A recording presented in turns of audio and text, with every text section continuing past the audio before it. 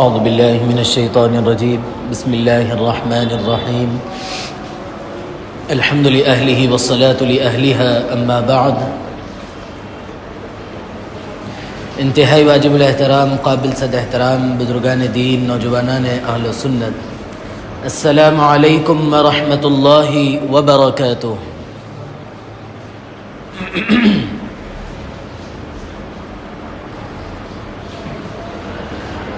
سال 2024 اپنے انتہائی اواخر تک پہنچ چکا ہے۔ سال کا ختم ہونا، آدمی کی زندگی کا ایک ایک دن گزرنا، یہ آدمی کے لیے لمحے فکر بننا چاہیے، نہ یہ کہ آپ کے لیے جشن کا ماحول بنے۔ اس لیے کہ آدمی جتنا دن گزارتا ہے، جتنا وقت اس کا گزرتا ہے، اتنا اس کا وہ وقت موت کے قریب ہوتا چلا جاتا ہے۔ ہر آدمی کی ایک مدت طے ہے، فَإِذَا جَاءَ أَجَلُهُمْ لَا يَسْتَأْخِرُونَ سَاعَةً وَلَا يَسْتَقْدِمُونَ۔ تو آدمی کے اپنے اس بڑھتے ہوئے وقت کو یہ سوچ کر گزارنا چاہیے کہ میرا یہ گزرتا ہوا وقت اللہ سے ملانے کے لیے قریب کر رہا ہے، اور میں اللہ سے ملنے کی کیا تیاری کیا ہوں۔ اگر ہمارے اندر یہ جذبات رہیں گے کہ مجھے اللہ کے سامنے پیش ہونا ہے، اور یہ خوف دل میں ہوگا کہ اللہ رب العزت اگر غصہ ہوں گے تو مجھے سزا بھی دیں گے، تو پھر آدمی ان تمام خرافات، ان تمام بدماشیوں سے، ان تمام برے کاموں سے بچتا ہوا آگے بڑھے گا۔ شرط اس کے لیے یہی ہے کہ اس کے دل میں خوف اور اس کے دل میں اللہ کا ڈر ہونا ضروری ہے۔ اور بہت سارے کام جو ہے جناب نبی کریم علیہ الصلاۃ کی محبت کی وجہ سے بھی آدمی رک جاتا کہ کل کے دن جب اللہ کے نبی علیہ الصلاۃ کے سامنے میں پیش ہوں گا، آپ کے بحیثیت امتی مجھے پیش کیا جائے گا، میں ایسے اعمال کے ساتھ آپ کے ساتھ پیش ہوں۔ یہ بھی محبت آدمی کو بہت ساری چیزوں سے روک لیتی ہے، بچا لیتی ہے۔ اور ہماری ذمہ داری صرف اتنی نہیں ہے کہ ہم اپنی ذات کے اعتبار سے بچ جائیں، رک جائیں، ایسا نہیں ہے، بلکہ اگر اللہ رب العزت نے آپ کو اتنا با اختیار بنایا کہ آپ کسی کا گریبان تھام سکتے ہیں، پکڑ سکتے ہیں، کسی کو روک سکتے ہیں، تو آپ کے اوپر ذمہ داری یہ ہے کہ آپ اس کو اپنے ہاتھ سے اس کو روکے، اس کا گریبان پکڑے کہ وہ اس جرم میں آگے نہ بڑھے کسی بھی قسم کے۔ اور پھر اگر آپ کے پاس اتنا اختیار نہیں ہے کہ آپ اس کو ہاتھ سے روک سکتے ہیں، وہ اتنا بے قابو ہے، بے اختیار ہے، تو پھر کم از کم ذمہ داری آپ کی یہ ہے کہ آپ زبان سے اس کو روکے، اس کو سمجھائے کہ یہ جرائم ہیں، یہ غلط ہے، یہ اللہ کی ناراضگی کا سبب بنتے ہیں، یہ جناب نبی کریم علیہ الصلاۃ کو تکلیف دینے والے اعمال ثابت ہوں گے، یہ کہہ کر روک سکتے ہیں۔ اتنا بھی اختیار نہیں ہے، حد سے زیادہ کمزور ہے، تو پھر کم از کم درجہ یہ ہے کہ دل کے اندر تو اس کو برا سمجھا جائے۔ ایسا نہ ہو کہ تقریب ہو رہی ہے، ہم کھڑے ہیں اور دیکھ رہے ہیں، کوئی برائی ہو رہی ہے، ہم ٹھہر کے ہم نظارہ کر رہے ہیں، ایسا نہیں ہونا چاہیے۔ ایمانی سطح کو آدمی جب بڑھاتا ہے تو اس کی ایمانی سطح بڑھتی بھی ہے، اور اس کے اندر یہ جذبات ابھرتے ہیں کہ وہ کس طرح ہاتھ سے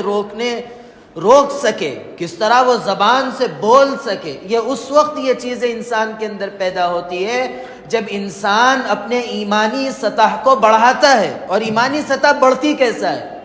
ایمانی سطح بڑھتی ہے آدمی کو اچھے ماحول میں رہنے سے، ایمانی سطح آدمی کی بڑھتی ہے اللہ والوں کی صحبت میں رہنے سے، اچھی اچھی باتیں سننے اور عمل کے جذبے سے سننے سے بڑھتی ہے۔ اس لیے ہم اپنی یہ ذمہ داری سمجھیں، ہم اپنے اوپر لازم و ضروری سمجھیں، ہم کسی اللہ والوں کی صحبت میں بیٹھے، کہیں اگر اللہ اور اس کے رسول صلی اللہ علیہ وسلم کی تعلیمات کا تذکرہ ہو رہا ہے، ہم شوق اور ذوق سے بیٹھے، ایسا نہیں کہ چلو آج وقت ہے چلو بیٹھ جاؤ، پھر ہلو نکل کے چلے جاؤ وقت ہو گیا، ایسا نہیں، بلکہ ہم عمل کے جذبے سے، ہم اس نیت سے سنیں گے کہ اللہ کے نبی نے ہمارے لیے کیا پیغام بھیجا، اللہ رب العزت نے اپنے بندوں کو اچھائی پر کیا انعامات دے رہے ہیں، برائی کرنے پر کیا سزائیں دیں گے، اس جذبات سے ہم بیٹھے سنیں، اللہ رب العزت لازماً ہمارے قلوب کو بدلیں گے۔ اور یہ جو ہمارے پاس یہ ماحول بن رہا ہے کہ نیا سال ہے، پرانا سال ہے، وہ کرسمس ہے اور کیا کیا یہ سب چیزیں، آپ اس کی سنگینیوں کو جاننا چاہیے، آپ کے علم میں ہونا چاہیے کہ جو عقیدہ ہمارے مسلمانوں کا ہے کہ اللہ رب العزت نے حضرت عیسیٰ علیہ السلام کو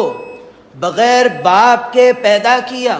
اور پھر اللہ رب العزت نے جب ان کی قوم ان کو سولی دے رہی تھی، پھانسی دے رہی تھی، تو اللہ رب العزت نے ان کو اپنے پاس اٹھا لیا اور وہ آسمان پر ہے، اور قیامت کے قریب وہ اس دنیا میں آئیں گے، اور وہ پھر جو فتنے ہوں گے دجال وغیرہ وغیرہ اس کا خاتمہ کریں گے، اس کو ماریں گے، اسلامی حکومت قائم ہوگی، ساری دنیا میں اسلام کا بول بالا ہوگا، وہ آخر میں آئیں گے۔ یہ ہمارے عقائد سے اس کا تعلق رہتا ہے، لیکن یہ جو الفاظ ہم ادا کرتے ہیں کرسمس کی مبارکبادی کے لیے، وہ کس چیز کی مبارکبادی ہے؟ وہ عیسائیوں کے اس عقیدے، یعنی وہ جو لوگ کہتے ہیں، قرآن کریم نے بھی اس کا تذکرہ کیا کہ وقالت الیہود عزیر ابن اللہ وقالت النصارى مسیح ابن اللہ، کہ یہود تو جو ہے حضرت عزیر کو اللہ کا بیٹا کہتے ہیں، اور عیسائی حضرت عیسیٰ کو اللہ کا بیٹا کہتے ہیں۔ ہمارا عقیدہ کیا ہے؟ لم یلد ولم یولد،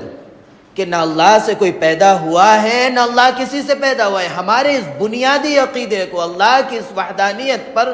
ایک ضرب لگتی ہے، ہمارے اس عقیدے کو برباد کیا جاتا ہے۔ ہم بڑے مزے سے ہمارے فون کے اسٹیٹسوں پہ ہم خود دیکھے ہیں ابھی گزرے وقت میں، وہ لوگ جو نمازوں میں موجود تھے، لیکن ان کے اصلاح کرنا چاہیے، تجدید ایمان کیجئے کہ ہم کیا الفاظ ادا کیے ہیں۔ اور پھر یہ سب چیزیں، یہ 25 دسمبر سے لے کر 1 جنوری تک جتنے گناہ کرتے ہیں، سال کے دوسرے وقتوں میں اتنا گناہ نہیں ہوتا۔ کون اس کی زینت بن رہا ہے؟ وہ جو اللہ کے نبی علیہ الصلاۃ کے امتی ہونے کا دعوے دار ہے، وہ ان چیزوں کا دعوے دار بن رہا ہے جس کو ختم کرنے کے لیے اللہ تعالیٰ نے اللہ کے نبی علیہ الصلاۃ کو اس دنیا میں بھیجا تھا، کہ ان اللہ تعالیٰ بعثنی رحمۃ للعالمین وہدی للعالمین وامرنی ربی بمحق المعازف، ڈھول تاشوں کو ختم کرنے کے لیے، بمحق المعازف وامر الجاہلیہ، ان اللہ وحلف ربی نہیں، ان اللہ تعالیٰ بعثنی رحمۃ للعالمین وہدی للعالمین وامرنی ربی بمحق المعازف والمزامیر والاوثان والصلب۔ صلب کیا چیز ہے؟ یہ صلیب جو ان کے عقائد ہے، جو سولی دینے کے، ان چیزوں کو ختم کرنے کے لیے اللہ کے نبی علیہ الصلاۃ تشریف لائے تھے۔ آج ہم اسی چیز کو اہمیت دیتے ہیں، اس کو اپنی خوشی کا حصہ بناتے ہیں۔ افسوس کی بات ہے، اور جب اس قسم کے حالات پیدا ہوتے ہیں تو اللہ تعالیٰ کا بھی ایک نظام ہے۔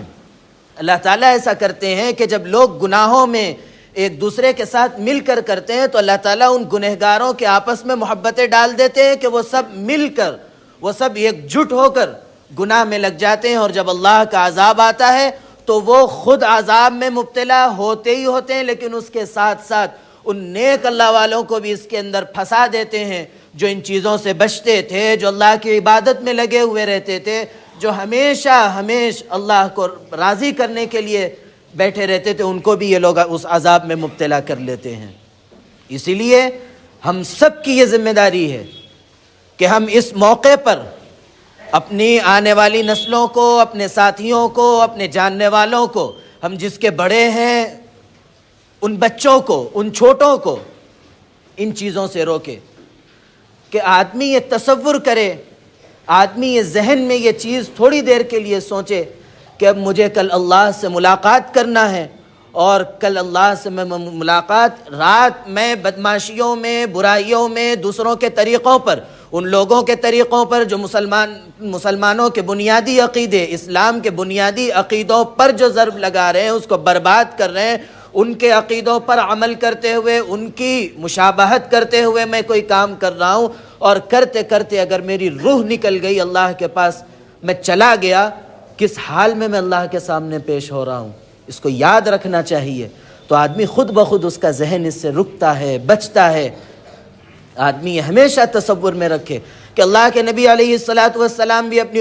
ایک صحابی دیہاتی تھے، وہ اللہ کے نبی علیہ السلام سے کہنے لگے کہ یا رسول اللہ آپ مجھے نصیحت فرمائیے، لیکن انتہائی مختصر۔ تو اللہ کے نبی علیہ السلام نے ان کو نصیحت فرمائی تھی، صلی صلاۃ مودع، کہ ہر نماز آپ ایسی پڑھو جیسے آپ آخری نماز پڑھ رہے ہیں۔ آدمی تصور کرے کہ اب یہ جمعے کی نماز میری آخری نماز ہوگی۔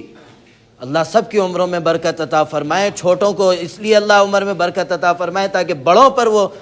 غم کے پہاڑ نہ ٹوٹے، بڑوں کی عمروں میں اس لیے برکت عطا فرمائے کہ چھوٹوں پر وہ غم کے پہاڑ نہ ٹوٹے۔ لیکن اگر کوئی آدمی یہ تصور کرے کہ یہ جمعے کی نماز میری آخری نماز ہوگی، وہ کتنا خشوع و خضوع سے پڑھے گا، وہ کتنا اللہ کو راضی کرنے کے جذبات سے پڑھے گا، کس کو کیا پتا ہے کہ کس کا وقت کب ہے۔ اس لیے اپنے آپ کو گناہوں سے، برائیوں سے، ہر برے عمل سے، ہر اللہ کو ناراض کرنے والے اعمال سے بچیں، اور اللہ رب العزت ہم سب کو توفیق عمل نصیب فرمائے۔ اللہ رب العزت ہم سب کو ان برائیوں سے، ان خرافات سے اللہ رب العزت ہم سب کی حفاظت فرمائے۔ محمد عبد العثمان کی طبیعت ناساز ہے، کل ان کا آپریشن ہے، ان کے لیے دعا کیجئے کہ اللہ رب العزت انہیں صحت کاملہ نصیب فرمائے، اور اسی طرح ہمارے اطراف میں بھی جو لوگ بیمار ہیں اللہ رب العزت ان سب کو صحت کاملہ، عاجلہ، دائمہ، مستمرہ عطا فرمائے، صحت سلامتی کی دولت سے مالا مال فرمائے۔ اللہ رب العزت ہم سب میں جو ہمارے متعلقین میں، جو ہمارے جاننے والوں میں، یا جن پر ہمارا حق ہے کہ ہم ان کے لیے دعا کریں، ان سب کو اللہ رب العزت صحت عطا فرمائے، تندرستی عطا فرمائے، ایمان کی دولت سے مالا مال فرمائے۔ اللہ رب العزت ان سب کی ہر جائز تمناؤں کو بر وقت بآسانی اللہ رب العزت اپنے فضل و کرم سے پورا فرمائے۔ ہم سب کو اپنا اطاعت گزار اور اپنے پیارے حبیب صلی اللہ علیہ وسلم سے محبت کرنے والا بنائے۔ اللہ رب العزت کہنے، سننے، لکھنے، پڑھنے سے زیادہ عمل کی توفیق عطا فرمائے، عمل کی باتوں پر عمل کرنے، بچنے کی باتوں سے بچنے، اور عقیدے کی باتوں پر عقیدہ رکھنے کی توفیق عطا فرمائے۔ آمین۔ وآخر دعوانا ان الحمد للہ رب العالمین۔